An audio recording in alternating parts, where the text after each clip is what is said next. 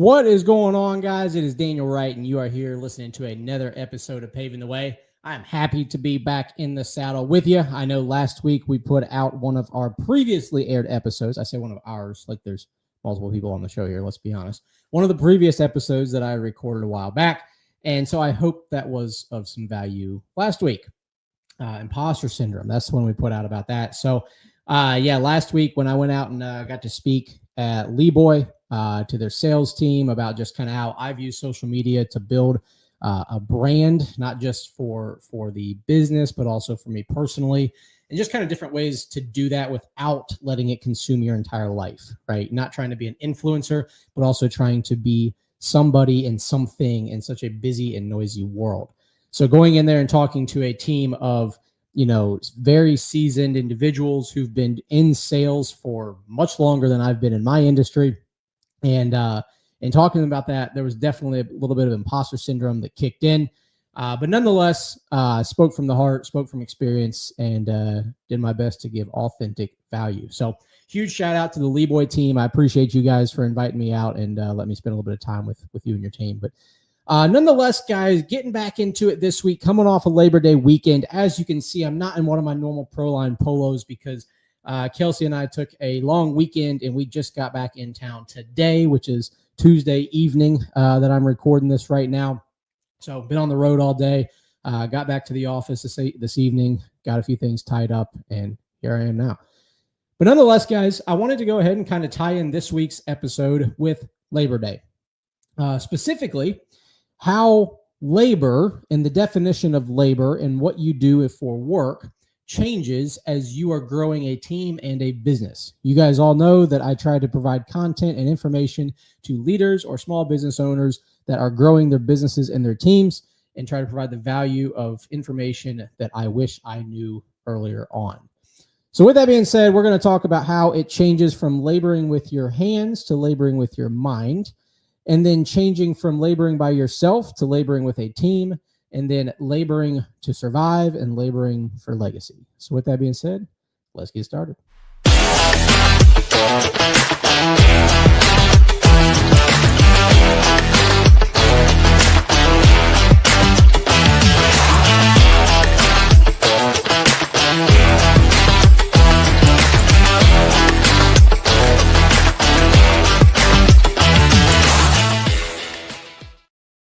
All right, guys, welcome back. As I mentioned before we went to the intro, we are going to be tying in Labor Day weekend because we are coming off of Labor Day weekend here in the United States, and how Labor Day weekend has to do with labor and growing a business and a team.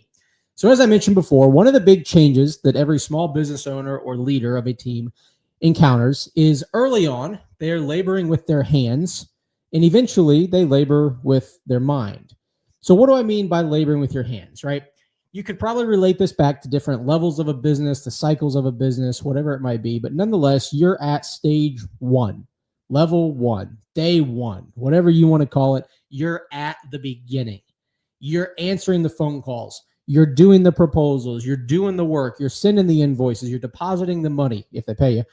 You're balancing the sheets. You're going to your accountant with all the receipts at the end of the year. You're doing all of it because you are in the grind. You're in the beginning stages of getting this thing up and running. And so when you start in those early days, the labor feels very, very real, right? Because you can see it on your hands. You can see the blisters on your hands, your feet, the sweat running down your face, the cuts, the bruises, whatever it may be from doing the labor day in and day out. Because if you don't do that manual labor, if you don't work with your hands, with your feet, or whatever it is that your business requires to get the jobs done, then there is no business. It's you. You might have a helper or two. You might have, some part-time workers, something like that that's helping you get things done. But nonetheless, if you don't show up, the work doesn't get done, right? It's the late nights, the long hours, working on the weekends, working on the holidays. You guys have heard my stories. I'm not going to sit here and look for all the accolades and the pats on the back for what I've gone through with my business. If you want to know about those, you can message me privately. But I don't think they're going to do any value here because you can relate to them if you've gone through that or are going through that. The issue is laboring as the main laborer with your hands and feet day in and day out is not sustainable if you're trying to build something long lasting. Okay. And that's where the shift changes when you start bringing people on board. You have to start laboring with your mind. You have to start doing the mental work of being a business owner or a leader. What that means is you're making that transition from doing the work day in and day out to literally having to think about doing the work. And I'll pause for a second and let all the groans and the, oh gosh, here we go, blah, blah, blah. This guy's going to tell me to work on my business instead of in my business. Well, if you want to grow something big, then that's what you got to do. And I'll be honest with you guys, it took me quite a while to learn the value of working on the business, of thinking about the work that needed to be done. It wasn't until that I had a solid team, a solid foundation of individuals around me, that I could actually free myself from the day-to-day labor to start thinking about the work that needed to be done. I can actually vividly remember it was back in 2020, towards the end of the year, 2021, when JJ, our operations manager, came to me and he said, hey, you don't need to be out here operating this machine right now. You need to be running the business. You need to be doing the things that keep this business moving and growing so that way we can continue to progress. And when that opportunity was presented by JJ, it really opened my eyes to saying, okay, this is where I level up. This was the sign that I need to start thinking about how to lead these individuals, thinking about what we need to do in sales and business development and our systems and processes, all the things that need to be thought about to scale the business. Because if you're tied into it day in and day out, doing the work, you have no time to think about how to grow it, because you're just fighting to survive.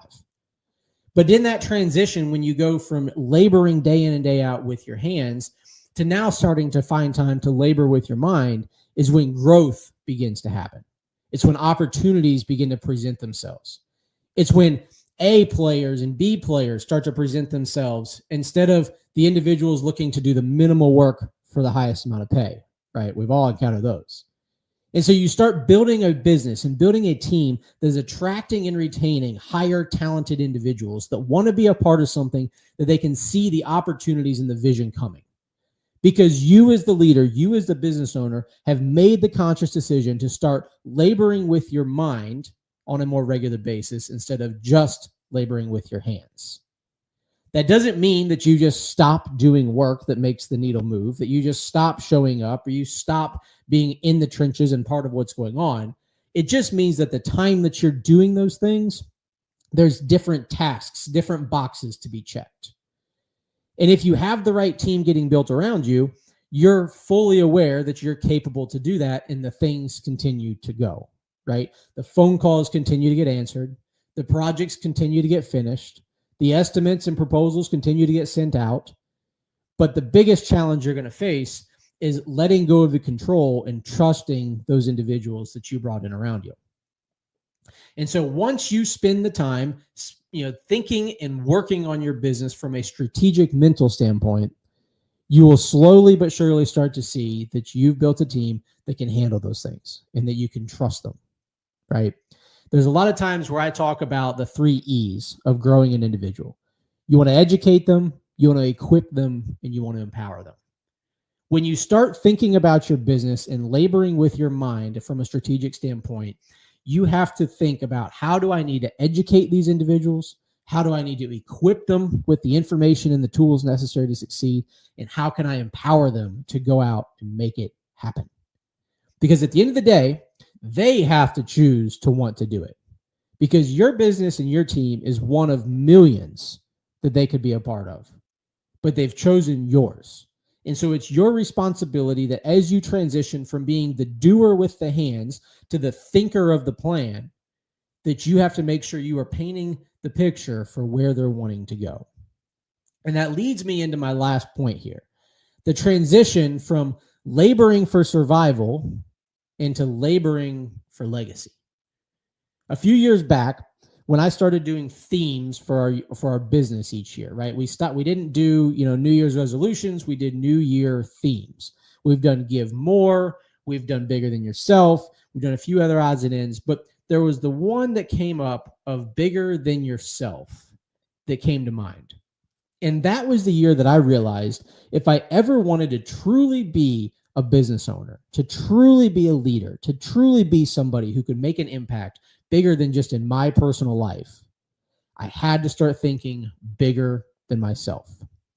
And so as you're getting all these individuals on board and bought into the mission that you're setting out to achieve and accomplish through your team and through your plans, if you're not painting the picture of where they can go on that journey, you're doing yourself and every single one of them a disservice. You have to shift your thinking from how do I make sure I survive and pay my bills and get my expenses taken care of, put a little bit of money in savings, pay off debt, whatever it may be. You have to start thinking about how do they build their personal lives? How do they buy the house that they want to raise a family in? How do they buy the engagement ring to propose to their girlfriend? How do they buy the new car for themselves because the one they have just isn't reliable or isn't safe? How do they get fulfillment and meaningfulness work out of what they do day in and day out for your dream and your vision? You have to think and you have to shift your focus from how do you get all those things to how did they get them? One of the things that I've learned over the years, and I continue to regurgitate to individuals, is I have truly learned to believe that the saying of if I help enough people get what they want in life, me getting what I want will be a byproduct of doing so. What that means is if I'm able to shift my thinking and shift my willingness to worry more about helping my team and helping those around me get what they want in their lives, personally or professionally, being willing to do that day in and day out, all the things that I want, that Daniel wants in his life, will come to fruition in one way or another, right? That doesn't mean that I'm sitting here wishing about the Lamborghinis and the yachts and the mansions and the this and the that, right? We all have daydreams. We all think some of that stuff would be cool in our own ways, right? But that's not what I'm talking about. I'm talking about the real things that we want, the real reasons why we get up and grind day in and day out. And that's for purpose. That's for meaningfulness. That's for fulfillment. And that's to do something that matters, right? And I firmly believe that the law of reciprocity, meaning that you will get what you give, right? Others call that karma. What goes around comes around. I firmly believe that if I show up day in and day out for the individuals that count on me, whether it's right here in our offices, day in and day out, or whether it's our vendors we purchase materials and supplies from, our contractors that we partner with, or our clients that we serve, or our friends and our family in my personal life, I firmly believe that if I show up for them day in and day out and give my absolute best to help them achieve everything they want to achieve that I'm able to help them with, everything I want and need in my life will be taken care of. And at 34 years old, soon to be 35, I can promise you that there hasn't been a time yet that it hasn't been taken care of. There hasn't been a time where I've missed a meal. There hasn't been a time where I've missed a house payment or rent. The only time those struggles have come is when I was only worried about me. Those were the times that I was struggling. Those were the times where I just thought that everything was out to get me. When I shifted my thinking to my personal survival, to a team survival, and to helping others get what they dream and desire, that's when it all shifted for my personal life. And so making sure that when you're building a team and when you're building a company, that you spend time to invest in culture, growth, opportunities, and systems that can outlast you, that's when you will see the biggest change take place, right? You'll think it was the big change when you went from doing all the labor and the handwork yourself to having a team to help you get those things done. You'll think that was the big change.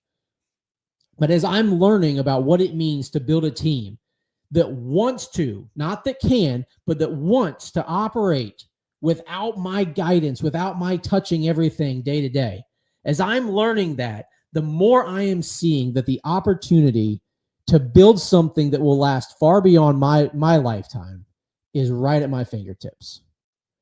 And that we continue to invest in our culture, in our growth opportunities, in our systems that other individuals can continue to grow and level up off of, right? From a cultural standpoint, we continue to invest in rewarding the activities and the actions that we want more of, as opposed to disciplining the things that we don't. We continue to put energy and effort and finances into building our team culture, right? We're a culture that has inside and outside workers. Inside being the office staff, the salespeople, outside being the guys in the field on the pavement doing the work day in and day out. Historically speaking, there's always a rift between those two, right? The field guys always say that the office people never know what it means to do what they do. The office people always say the field guys don't know how to do what they say they're going to do, yada, yada, yada. We believe that we need to keep those barriers down. We need to keep them non-existent and fluid, so that way we continuously build our culture and build something that we're reliant on each other for succeeding as a whole. We continue to invest in how do we grow the opportunities in our organization? How do we build this business and tier it out so that way when people come into the organization, there's going to be a place for them to go? Because we want to attract individuals that want to grow. We want to attract individuals that want to win, that want to build the life that they've dreamed of, that want to give a life to a family or friends or other individuals that they want to give a life to. All right. And so we have to constantly be thinking as a leadership team, how do we build this business model in a way that will allow the others the opportunities to grow? And as we continue to do that, we have to build the systems, the processes that are scalable, right? We have to build something that's scalable that other individuals can jump on board, learn from what we've built, and apply it on their own terms and get the results that they need to get to achieve the success that they desire to get. And so making sure that we continue to invest in the culture, the growth opportunities, and the systems that are far bigger than any one leader and one individual can do on their own, that's how you're going to recruit and retain the A players that are going to take you to the next level. But the most important thing about all of that is the reward of seeing others thrive and others grow because of what you, one day, a long time ago, decided to endure all on your own. Bring that full circle for a second.